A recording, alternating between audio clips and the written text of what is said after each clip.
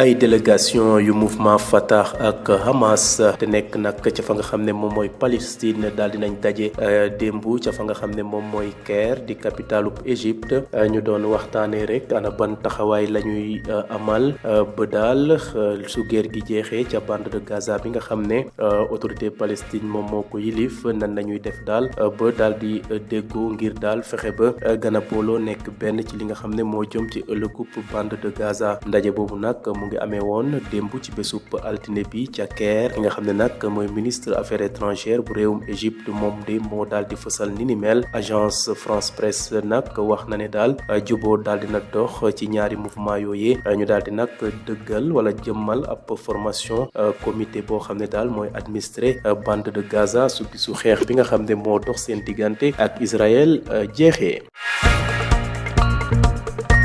des ba léegi ca fa nga xam ne moom mooy Moyen-Orient Israël nag dina gën a wane boppam gën a dugg ca biir Liban su nekkee ne daal di jëm ci wàllub cessez-le-feu bi nga xam ne moo dox ci diggante Hezbollah ak Liban te ñu xaatim ko ci ñaar fan ak juróom-ñaar ci weeru novembre su nekkee ne daal cessez-le-feu boobee interrompre nañ ko waanam respecté wuñ ko loolu nag Israël dinañ ci taxaw ki xam ne ni mel mooy ministre israélien bu yore wàllub kaaraange di Israël Katz moom nag delluwaat na wax ne daal su nekkee ne loolu Hezbollah respecté wu ko wala lépp loo xam ne rek laalu na ca ba cessez-le-feu boobee daal di nermeelu dinañu gën a dugg bu baax a baax ci biir Liban te duñu nag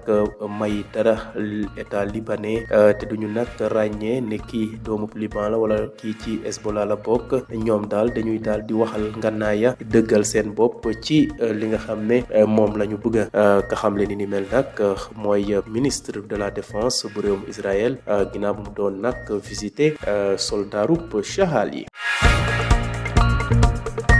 jeexalee xibaaru bitim réew yi ci fi nga xam ne ba léegi mooy Moyen-Orient ay wax nag ñu ngay jib fu ne démb sax la ñu commencé àddu ci ni mel altine ñaari fan ci weeru décembre ñu gis ne nag rebelle yi nga xam ne ay islamiste lañu ñoo amal offensive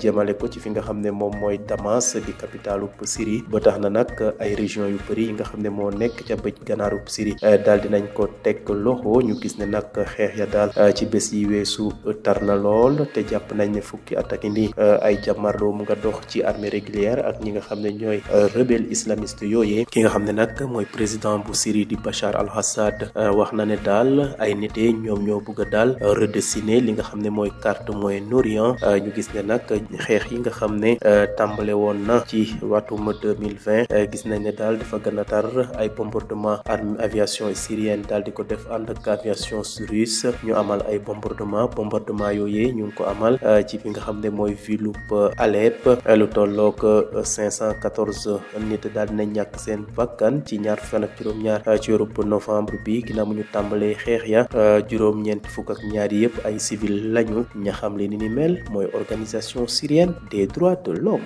Des délégations du Fatah et du Hamas palestinien sont réunies au Caire pour parvenir à une entente mutuelle sur la gestion de la bande de Gaza après-guerre sous un contrôle total de l'autorité palestinienne, a déclaré hier lundi le ministre égyptien des Affaires étrangères. Selon l'agence France Presse, un accord aurait été trouvé entre les deux mouvements sur la formation d'un comité pour administrer la bande de Gaza après la guerre.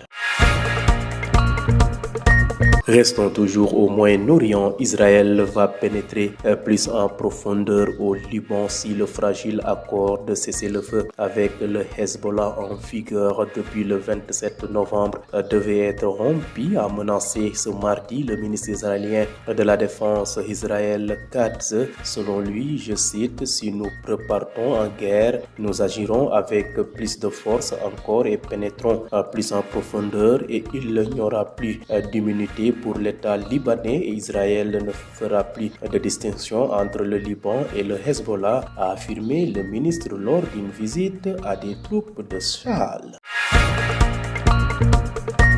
Réponse rapide, survol de l'actualité internationale toujours au Moyen-Orient. Les appels à la désescalade se sont multipliés hier lundi 2 décembre face à l'offensive fulgurante des rebelles islamistes qui se sont emparés de vastes régions du nord de la Syrie, faisant craindre une reprise des combats à grande échelle après plus d'une décennie de guerre civile. Le président syrien Bachar al-Assad a dénoncé une tentative de redessiner la carte du Moyen-Orient alors que les combats les premiers de cette ampleur depuis 2020 accompagnés de bombardements aériens syriens et russes ont déjà fait 514 morts depuis le 27 novembre, dont 92 civils selon l'Organisation syrienne des droits de l'homme.